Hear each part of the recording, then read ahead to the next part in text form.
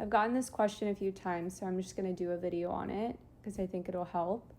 So when you are looking at your life, okay, you have to accept inside of yourself that your soul is eternal, meaning you don't die, okay? We don't die. And there is a part of you inside of yourself that knows this, okay? So you should never fear death, because what drives you is always, it always exists. It does not die, okay? So when we come here, we create our own hells. And I've talked about this before. So when you're looking on your life and you're having a hard time letting go of the past and how people acted towards you, there is a part of you that knows the answer, okay?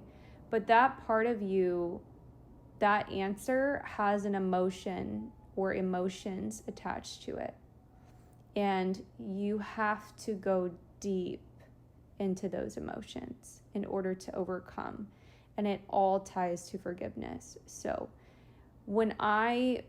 to get to the point where I'm at, okay, I had to forgive all forms of consciousness at a certain point of not only my life in this life, but in previous lifetimes that the consciousness had played out in characters. So all of the people in this world, all of the previous lifetimes that the simulation has run through, I had to feel all of those emotions and overcome them. And then I have to overcome more and more emotion as I'm still existing in this world.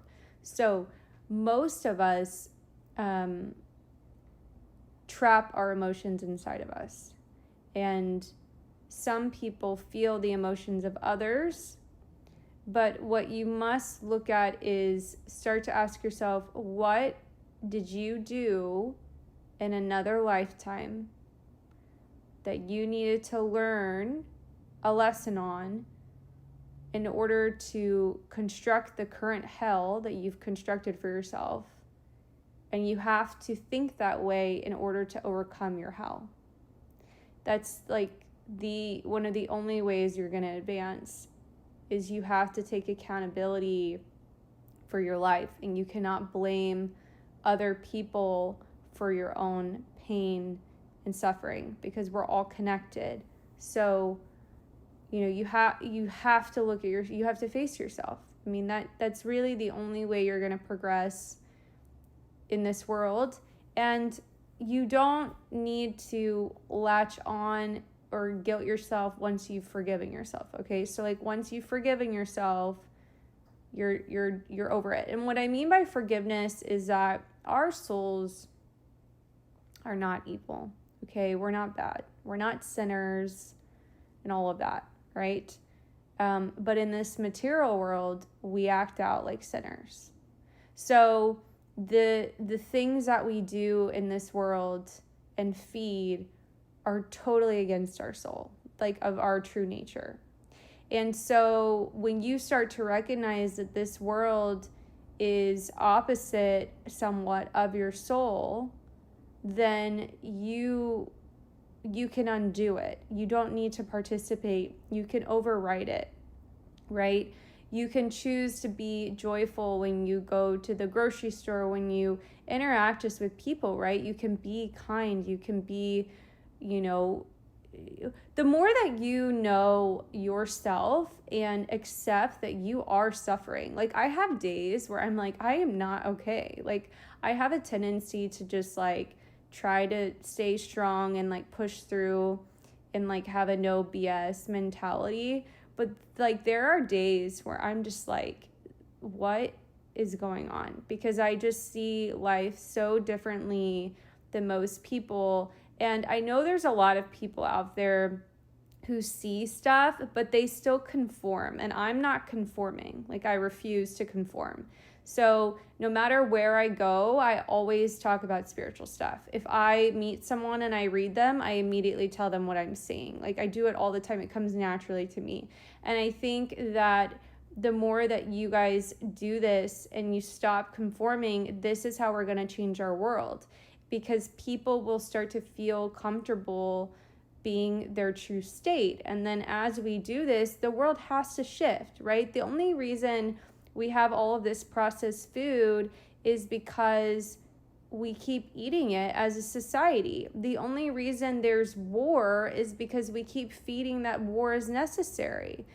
You have to ask yourself, like, if you're against war or whatnot, like, I've talked to people who are like anti-war and all of that, but then they're like pointing fingers in politics at people, and that is division. That creates war.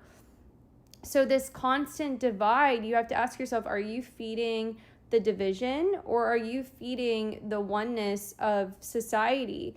And this doesn't mean you let people walk all over you. So it's like, it's kind of like complex in the sense that you have to accept that everyone is an extension of you and has God inside of them, while also having boundaries and not letting people pollute you with their field, and trusting that not everyone has the right conscious state attached to them that can go inside your field. And you'll know this, you'll feel it. So you're like a magnetic sponge, and if people are not aligned with you, you immediately are going to clench up. And people can be totally one way externally, but you can't trust any of that. You should always trust your intuition. And if you surround yourself by people where you share your intuition and you're like, this doesn't feel right, and they don't listen to you, you shouldn't be around those people. You need to, people that are very intuitive, that can see spiritual things or feel things, that is very sacred, and that should be respected. So if people don't respect your sacredness, you should not have them in your life. Like, you are a vessel of light, and those that have the gift to perceive the truth of reality, or the hidden mystical unknown of reality, it's a beautiful thing. Like, the world is very magical, and there is magic. I mean, I view it as magic. There's so much that this world is capable of that we have not even fathomed yet as a society. And there are truths that are being shown, and it's like people are like so surprised, but are you really surprised? Like, if you really tap into your own inner knowing and inner field, you'll find that the magic lives within you. Like, it's all inside of you, and you can choose to start to play with that inside of yourself. And the more that we wake up to this, the more that we as a collective can create a totally different world, and we don't have to live in this hellhole, because we're not from hell. Our souls are not evil. And so the programming that we are playing in is set up that way, but it's set up so we can remember our power and reprogram the game. So start paying attention to what you feed your energy to. Start to pay attention to, like, first you have to get out of your current hell, right? You have to understand why you set up your hell that you were born into. And you have to be really careful identifying with the trauma. You need to look at it as a collective whole and recognize that you were playing a character to experience that collective trauma, but don't identify it with as your own personal trauma, because you're not special in the trauma. Everyone goes through trauma. We experience it as a collective movement. So you have to take accountability as a creator and say, I went through this for the collective so I could heal the collective, because you are the creator and the collective is an extension of you. So when you start playing life with everyone in mind versus just yourself, but you need to include yourself too, you start to see reality and life totally different. And you see that you have so much power in life and can really change not only the world for yourself, but for others. And this is how we bring heaven to earth. And we can completely change the field, like completely. So I don't really have anything else to say. That's all I wanted to say today. So I hope everyone had a good day today. And if you're in a different time zone, I hope your day is going well. And I'll do a video later this week. Thanks.